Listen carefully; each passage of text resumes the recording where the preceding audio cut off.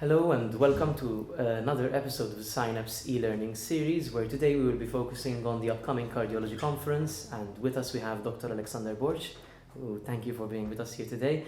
Dr. Alexander Borch is a consultant cardiologist with a subspecialty in cardiac imaging. He's also a senior lecturer at the University of Malta and the National Director for Training in Cardiology here in Malta.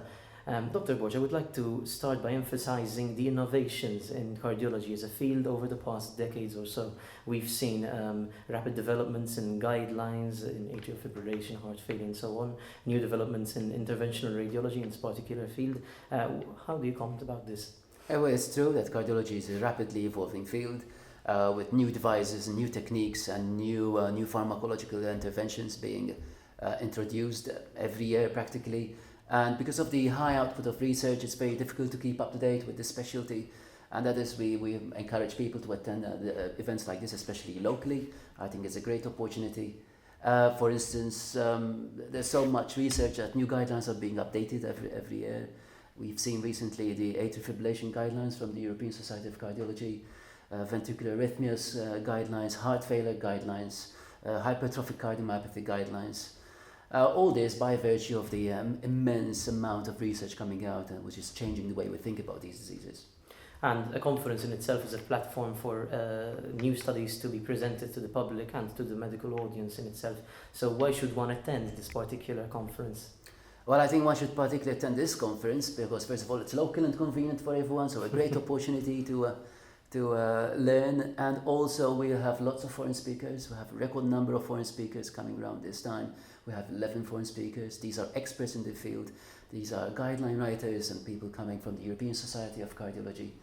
It's also an excellent opportunity for networking and meet people from the same department, from different departments, and also making international contacts. I understand you also made it a point to open this conference to all medical professionals and not just cardiologists with a very limited interest in cardiology and their own subspecialties. How so? What did you do different this year? Well, cardiology is a specialty that affects most specialties and all the people working in a medical environment. But this time we made a special emphasis to make sure that we have topics which interest everyone. Whether you are a doctor, a house officer, a senior house officer, a registrar, you're not doing cardiology, you're doing another medical or surgical field. And also it's very interesting for nurses, for technical stuff, and for the paramedical supporting stuff. Because this time we have tried to steer away from niche topics which might interest a small group of cardiologists, and we have addressed generic issues. Like, for instance, we have a whole session on sports cardiology. We have a whole session on primary prevention and public health. We have a session on how different specialties overlap with cardiology, like containing topics about hematology, infectious disease, and how these subjects can involve cardiological issues. And I understand that the cardiology department this year produced an unprecedented amount of research of abstracts, and obviously these will be presented during the conference. How do you see this? I think it is truly outstanding number of abstracts that are being produced by a small country with a single major hospital.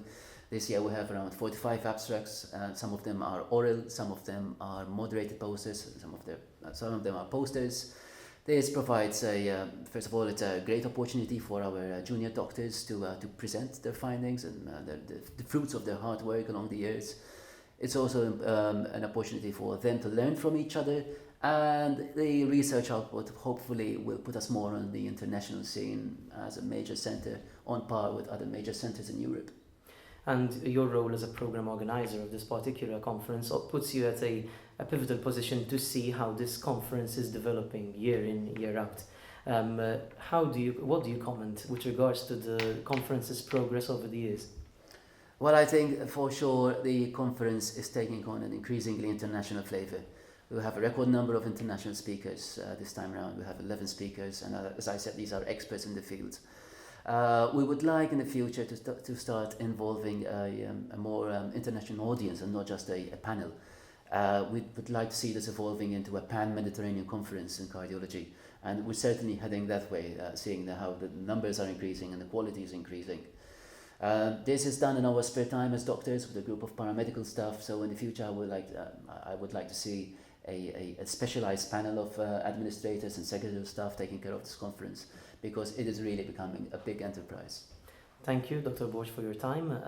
I also invite all of our audience to attend this conference. We'll be providing you with the link to the conference program, and to subscribe and keep following us on the TheSynapse Facebook page through these e-learning series. Thank you.